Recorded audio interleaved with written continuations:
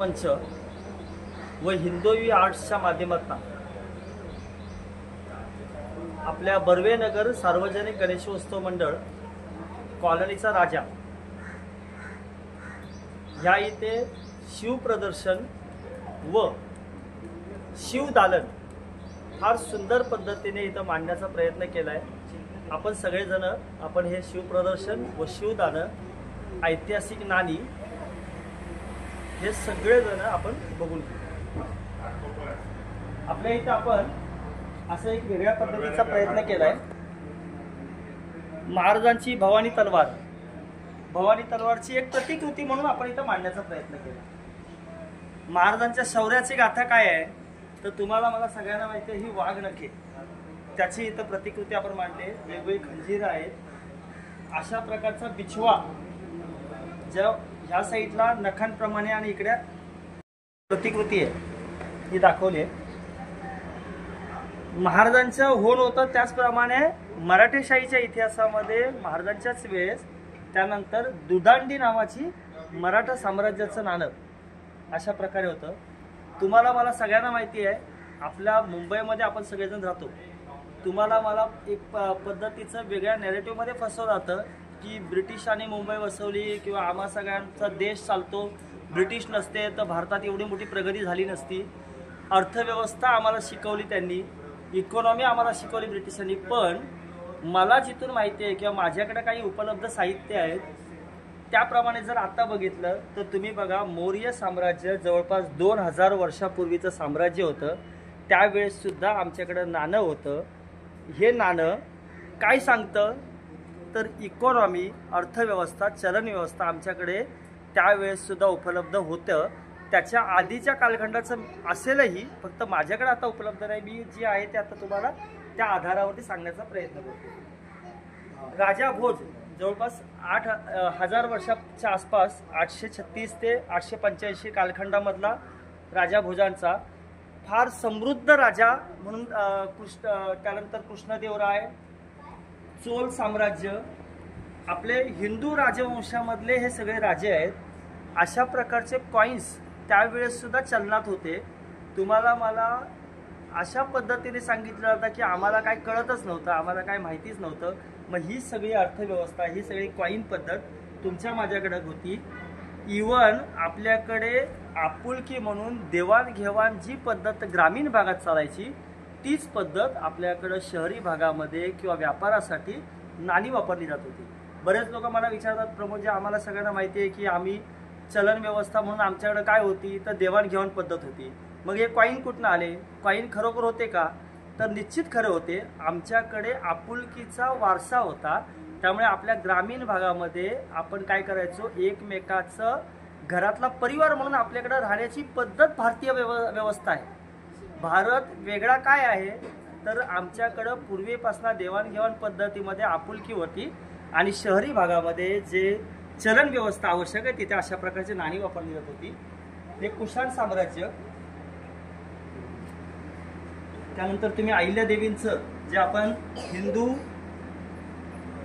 मोठी लीडर म्हणता येईल आपल्याला त्यांना स्पष्ट, ज्यांनी मुघल आक्रमण, मुस्लिम आक्रमण जे देशभर झालं त्यानंतर प्रभावीपणे जे पूर्ण आपली मंदिरं नेस्तनाबूत झाली होती, पुनर्रचना करणारी मोठी हिंदू लीडर्स ह्या अहिल्यादेवी ह्यांचं सुद्धा कॉइन आपल्याला इथं उपलब्ध आहे। एक अहिल्यादेवींबद्दल आपण असंही बोलू शकतो की हिंदू जे मंदिरांचं जीर्णोद्धार करणारे एक देवी, हो देवीच आपण अहिल्यादेवींना देवीच म्हटलं पाहिजे, कारण की त्यांनी जे मंदिरासाठी दिलेला फंड आहे हा स्वतःच्या स्वखर्चातून दिलेला आहे। तो कुठल्याही शासकीय योजनेतला किंवा शासकीय त्यांचा फंड होता तो वापरला नाही। त्यांनी त्यांच्या स्वतःच्या खर्चातला त्यांचा स्वतःचा फंड देऊन सगळी मंदिरं बांधले। आपल्या सगळ्यांनाच एकदम गौरवाची गोष्ट म्हणतो आपण, हिंदूंचं सगळ्यात आराध्य कुठलं तर काशी, मथुरा हे सगळं म्हणतो।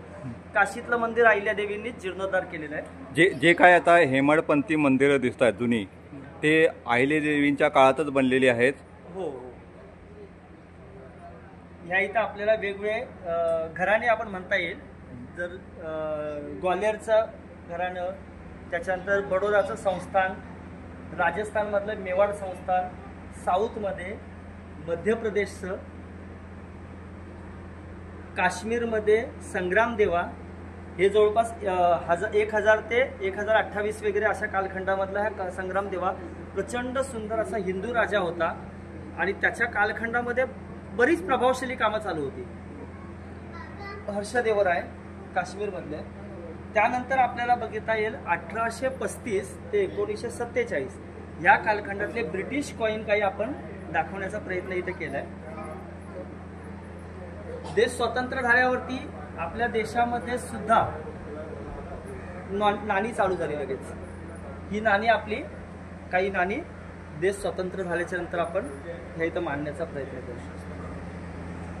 त्यानंतर आपण ह्या इकडे अशा प्रकारची एक नाणी मांडलीत की देश स्वतंत्र झाला, सगळं झालं, आपण सगळेजण चलनामध्ये नाणं वापरतो, पण प्रत्यक्ष नाणं कोणतं आहे तर तुम्ही सहज बघितलात तर देश स्वतंत्र झाल्याच्या नंतर आतापर्यंत काही नाणी वेगळ्या प्रकारची जी स्मरणीय नाणी काढली, अशा प्रकारची जवळपास 250 वेगवेगळी नाणी काढली.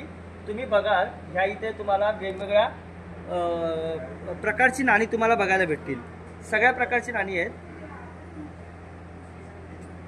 वैष्णव देवी निमित्त, बाल गंगाधर तिलक असतील, जवाहरलाल नेहरूंची जयंती असेल, विवेकानंद जयंती असेल, किंवा वेगवेगळ्या आपल्या अवेअरनेस, फूड अवेअरनेस असेल, अशा वेगवेगळ्या प्रकारची नाणी जवळपास 250 नाणी तुम्हाला बघायला मिळतील. त्याच प्रकारे तुम्हाला या वरच्या भागात बघा, ह्या आता तुम्हाला तलवार दिसेल. ही तलवार काय आहे तर एकधारी तलवार आहे. एक बाजूला तलवार आहे, त्याच्या मधली तलवार जर बघितलं त्याच्यामध्ये एक नाळ दिसते. ही नाळ काय आहे तर तुम्हाला जर आरोग्याच्या एखाद्याला जर पोटामध्ये ती घातली आणि त्या नळीतनं रक्त बाहेर पडलं तर तो माणूस जगूच शकत नाही. अशा प्रकारचे बनावटीचं हे आहे. त्याच्यानंतर तुम्हाला हे इथे दिसेल बाण जो आहे, त्या बाणाचं तीक्ष्ण बघा. हे बाण वेगवेगळ्या प्रकारचे आहेत. तुम्ही थोडंसं नजर बघितलं बघा, एक वेगवेगळ्या त्याचे नोक्स आहेत. हा आपल्याला तुम्हाला जगन्नार वरचा जो आहे तो जगन्नार म्हणजे काय तर साधारणतः हे शस्त्र आहे ते जो डोक्याचा जिरेटोप असतो, तो जिरेटोप फोडण्यासाठी वापरण्यासाठी हा जगन्नार वापरला जातो. या इकडे तुम्हाला भाला दिसेल. भाल्याचे पण वेगवेगळे प्रकार तुम्हाला इथे बघायला मिळतील. हे काही शस्त्र आहे, सुलिका आहे, तलवारीचे प्रकार आहे. अजून तुम्हाला ह्या तलवारीबद्दल तुम्ही थोडी इन्फॉर्मेशन दिली तर बरं होईल. बरोबर, तर ही प्रतिकृती आहे, त्यामुळे ती ओरिजिनल नाही. आणि हे पिशवी आहे का? हा पिछू आहे. हे खंजीर आहेत वेगवेगळ्या प्रकारचे. अच्छा, हा खंजीरचाच प्रकार आहे. अच्छा. आणि ही वाघनखी, हे वाघनखी. अजून एक वेगळं पण थोडं आहे, 100 वर्षाचं हे कॅलेंडर आहे बघा, तुम्हाला बघायला मिळेल. 100 वर्षाचं कॅलेंडर तुम्हाला ह्या इथं बघायला मिळेल. एकाच ह्याच्यात 100 वर्षाचं कॅलेंडर आहे. ह्या इथं तुम्हाला तारीख, ज्या तुम्ही ह्याच्यात जाल त्या वर्षामध्ये ऑटोमॅटिक तारीख तुमची कुठली आहे ती दिसते.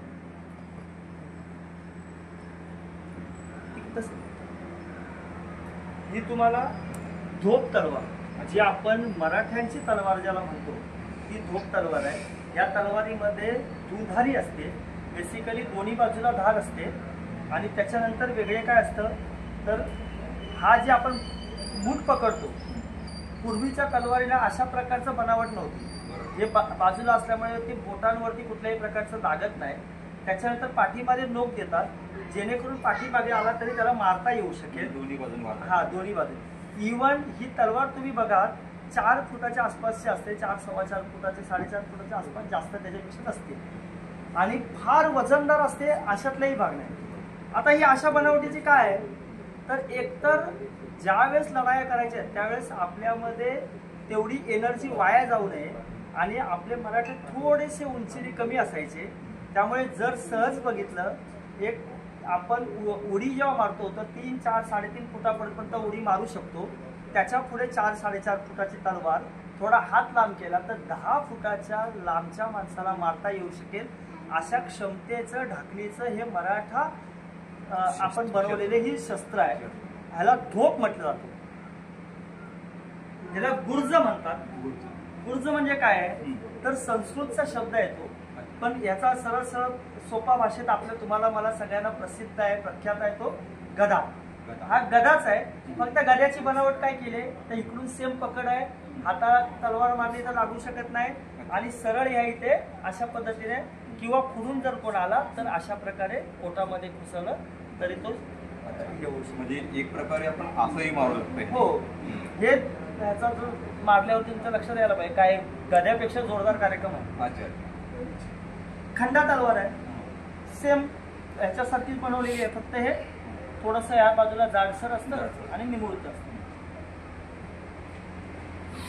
तुम्ही वरची तलवार बघाल, आपण कसं म्हणतो की मुस्लिम आक्रमक होता, जो मुघल आक्रमक होता तो खतरनाक होता, विकृती होती प्रचंड.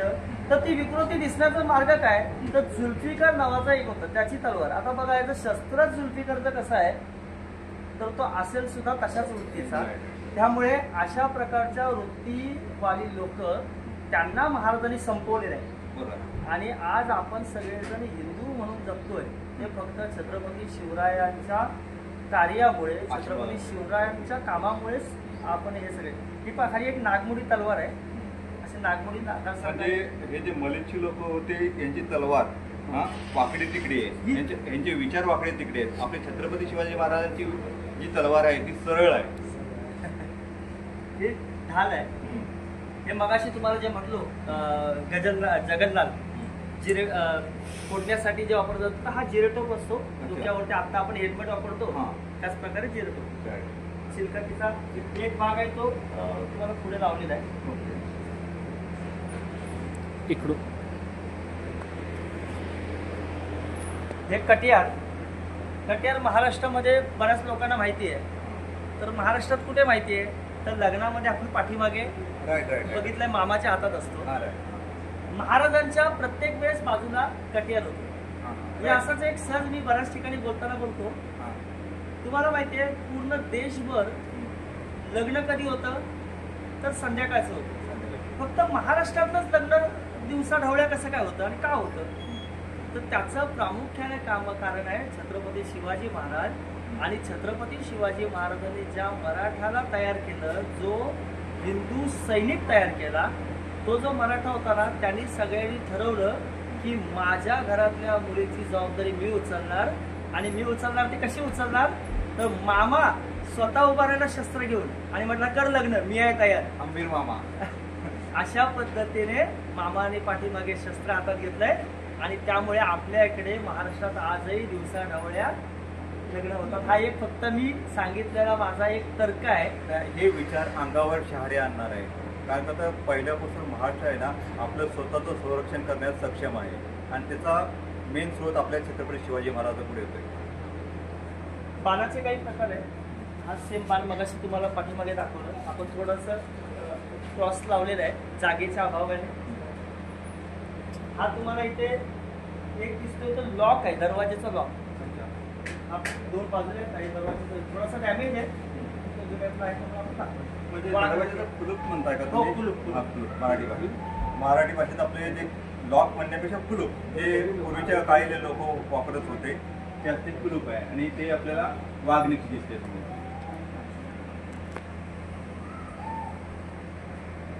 महाराष्ट्राचं स्वतःचं म्हणून जे शस्त्र आहे ते राज्यशस्त्र दांडपट्टा हा आपल्याला इथे बघायला मिळेल.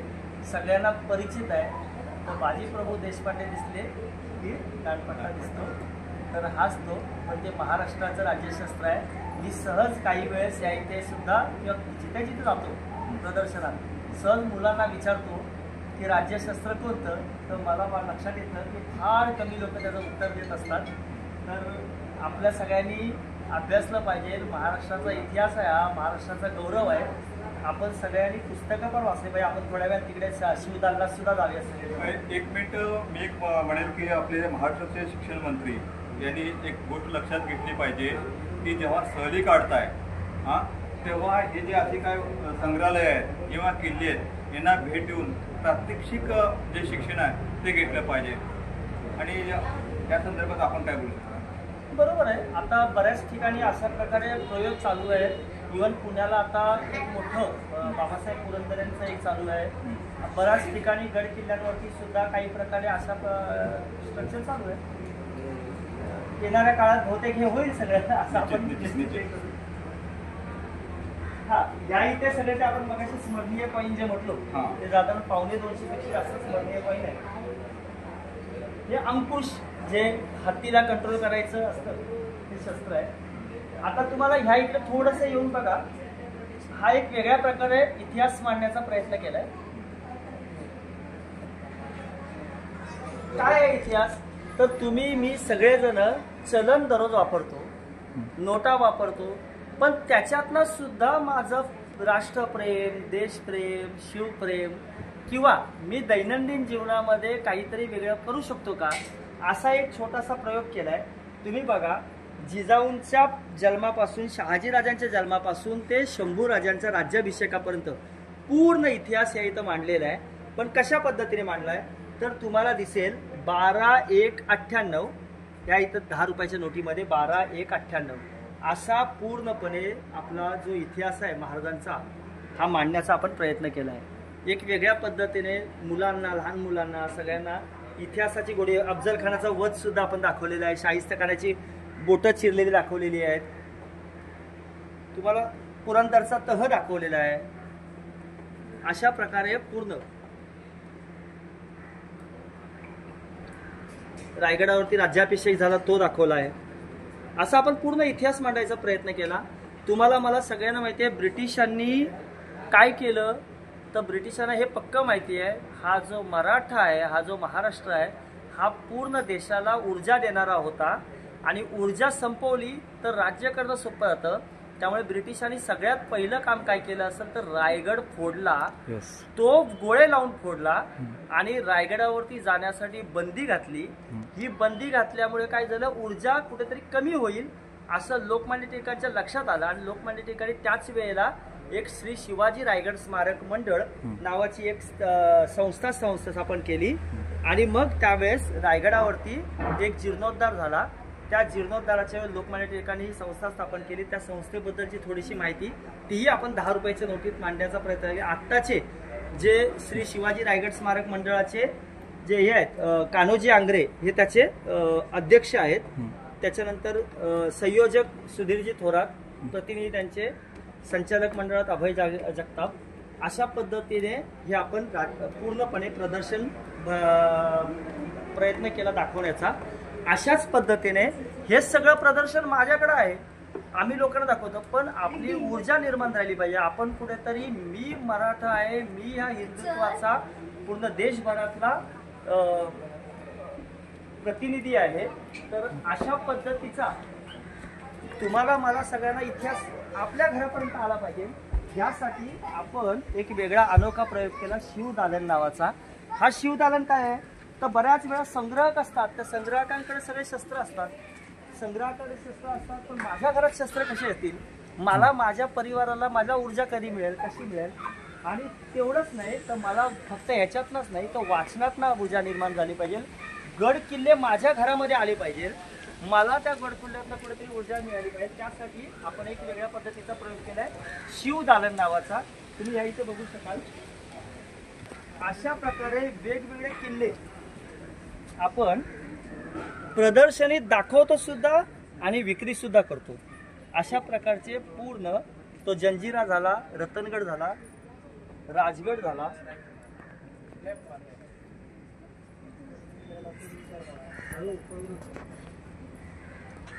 असे जवळपास 25 किल्ले आपण या सगळ्या निमित्ताने दाखवण्याचा प्रयत्न केला.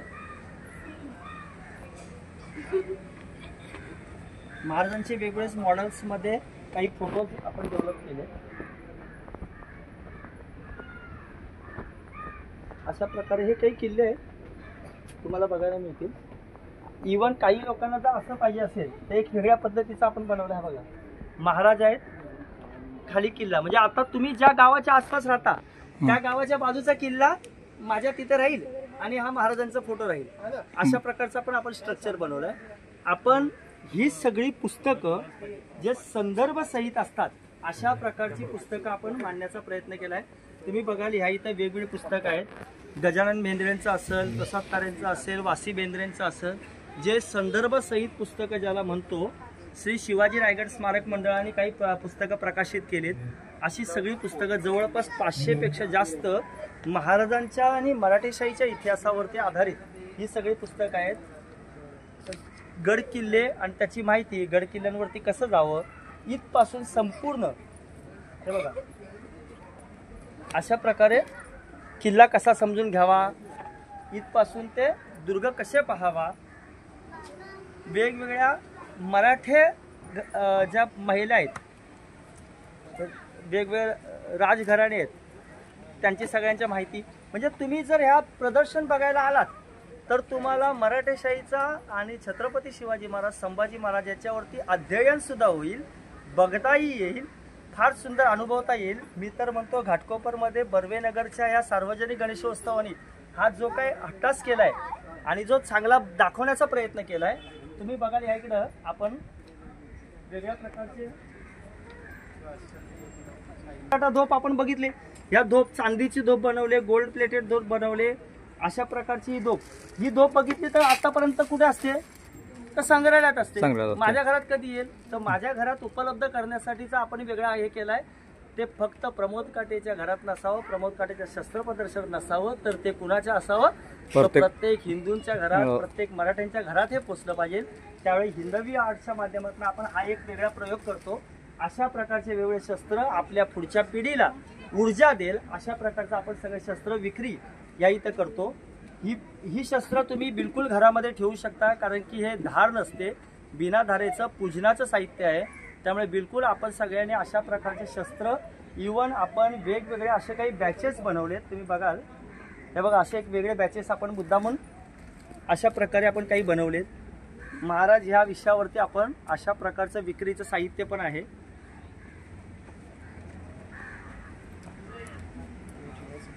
खरं तर हा उपक्रम बर्वेनगर कॉलनीचा राजा ह्यांनी आयोजित केलं, त्यांचंही मनापासून धन्यवाद. कारण गणेशोत्सव लोकमान्य टिळकांनी जो साजरा केला तो साजरा करण्यामागचा हेतूच हा होता समाज प्रबोधनाचा. आणि मला असं वाटतं की 60व्या वर्षानिमित्त, हिरक महोत्सवानिमित्त याच ठिकाणी जो आयोजित केला आहे आणि भरभरून प्रतिसाद असतो. संध्याकाळच्या वेळेस हजारो लोक हे प्रदर्शन बघायला येतात. गणेशोत्सवाच्या दर्शनानिमित्त पुन्हा शिवराय आठवण्याचा प्रयत्न करतात. याबद्दल खरंच गणेशोत्सव मंडळाचे मनापासून आभार. प्रमोद, आता आपला फोन नंबर आणि संपर्क ह्या प्रदर्शनानंतर जर शिवभक्तांना घेऊ इच्छितला तर तो तुम्ही सांगा. आपल्या भांडूपमध्ये मुंबईतलं पहिलं शिवदालन आपण चालू केलेलं आहे. भांडूप स्टेशनच्याच एकदम 2 मिनिटाच्या अंतरावरती स्टेशन प्लाझा, त्या ठिकाणी आपण शिवदालन चालू केलेलं आहे. B50 स्टेशन प्लाझा अशा प्रकारचं आपलं व्हिजिटिंग कार्ड आहे, त्यात सगळा नंबर आहे आपला.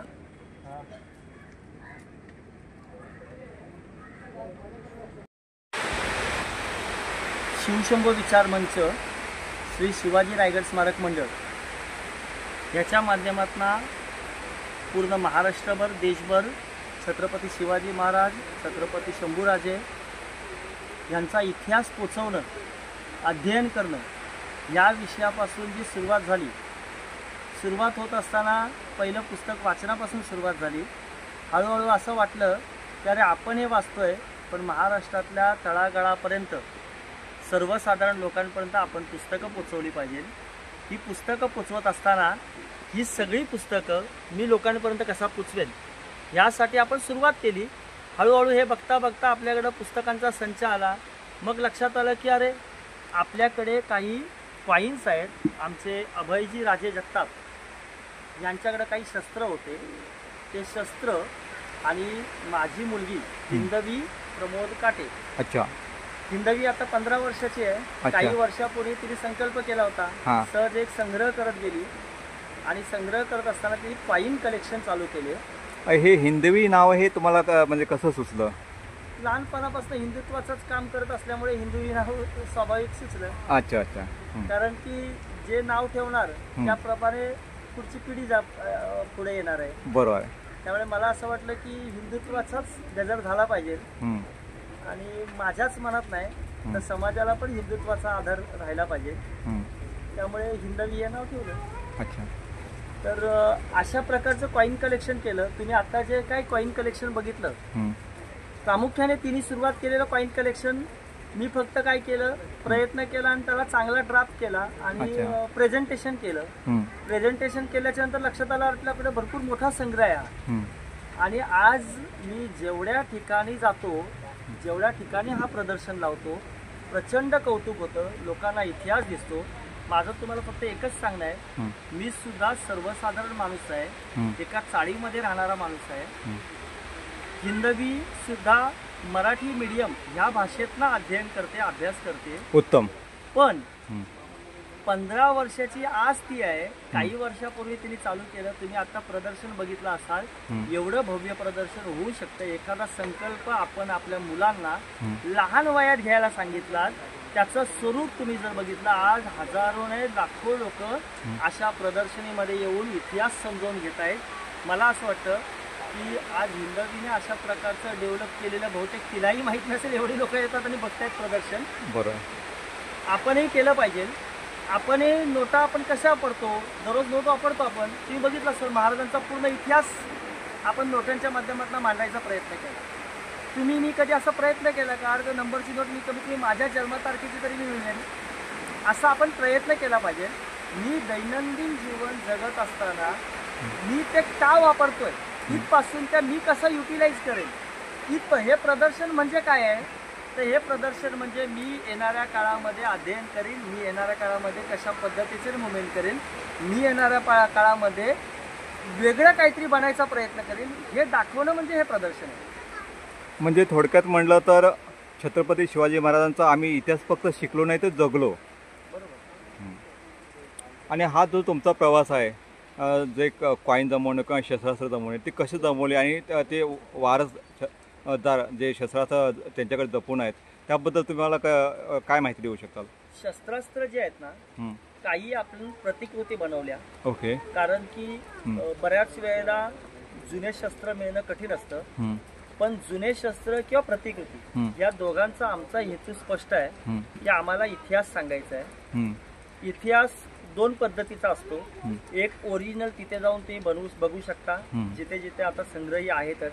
पण प्रतिकृतीच्या माध्यमातून मी आज आपण बर्वेनगर ह्या चाळीमध्ये आसपासच्या झोपडपट्टीच पट्टा आपला म्हणता येईल मुंबई मधला, अशा विभागात येऊन जर मी अशा प्रकारचं जवळपास 1200 लोकांचं घर असणारी ही वस्ती आहे. तर 1200 लोकांच्या घरापर्यंत मी काय येऊ शकलो, कारण की अशा पद्धतीचं एक वेगळ्या पद्धतीचं बनवू शकलो म्हणून. बरोबर. ते आमचे मित्र आहेत, अभयराजे जगताप, शिवशंभो विचार मंचाचे कोकण प्रांताचे संघटन संयोजक आहेत. त्यांनी काही संग्रह केलेला जो होता, तो संग्रह मी सगळीकडे फिरवत असतो. आणि नानी हिंदवीने काही वर्षापूर्वी चालू केलेली ती तिच्या माध्यमातून, आता मात्र हिंदवी आर्ट्सच्या माध्यमातून आपण काही शस्त्र स्वतः बनवतो, मॅन्युफॅक्चरिंग करतो. इव्हन आपल्या इथं आता आपण धोप सुद्धा बनवतो, वक्र तलवार जी धोप सारखीच दिसते. त्याच्यानंतर आपण आता सर्वसाधारण, मीही फार सर्वसाधारण लोकांमध्ये राहणार आहे, सर्वसाधारण लोकांसोबत फिरणार आहे. नाही, सर्वसाधारण आहात पण असामान्य कार्य करत आहात तुम्ही, त्यामुळे तो सर्वसाधारण नाही. आपण एक वेगळं माझ्या लक्षात आलं की धोप बाहेर जर बघितली तर 11, 11.5, 12,000, 13,000, 15,000 पर्यंत विकत मिळते. आपण मॅन्युफॅक्चरिंग केल्यामुळे ते आज मी सर्वसाधारण लोकांसाठी 7,500 देता येते. पण तरी सुद्धा 7,500 लोकांपर्यंत घेणं हे परवडत नाही. मग त्याच्यानंतर मी एक साधी तलवार जी घरामध्ये पूजनासाठी वापरता येईल, हे 2,500 रुपयाला 2, अच्छा, व्हेरी गुड, 2200 रुपयापर्यंत बाहेर मिळते. आपण 2,500 2 तलवारी उपलब्ध करतो. आज भरपूर परिवार आहेत जे महाराजांच्या फोटोच्या पुढ्यात किंवा देवाच्या पुढ्यात तलवारीचं पूजन करतात. असं एक छोटासा प्रयोग माझ्याकडनं झाला. म्हणजे दसऱ्याला जी तलवार लागते, हो, म्हणजे प्रत्येक मराठ्याच्या घरात ही तलवार पूजली जाते. हो. आपण आता बऱ्यापैकी आपले लाभधारक आहेत. म्हणजे ह्या प्रदर्शनीच्या माध्यमातून किंवा ह्या हिंदवी आर्टच्या माध्यमातून आपले जे लाभधारक म्हणता येईल, 5,000 पेक्षा जास्त लोकांनी याचा आनंद घेतलेला आहे. आज प्रत्येक घरामध्ये अशा प्रकारचं फार कमी किमतीमध्ये आम्ही उपलब्ध केलेली जी शस्त्र आहे ती पूजनासाठी वापरली जाते.